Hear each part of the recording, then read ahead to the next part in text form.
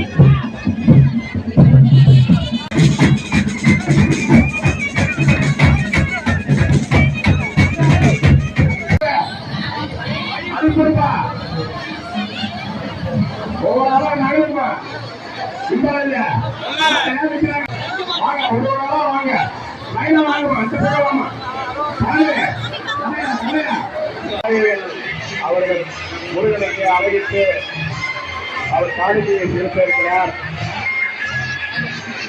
ஆர்வம் திருமண மண்டலத்தில் அன்னதானம் நடைபெற்றுக் கொண்டிருக்கிறது. அழகிட்டவர்கள், பால்குடம் அளித்தவர்கள், காவடி எடுத்தவர்கள் எல்லாம் வாமா வாமா வாமா கவுன்சிலர்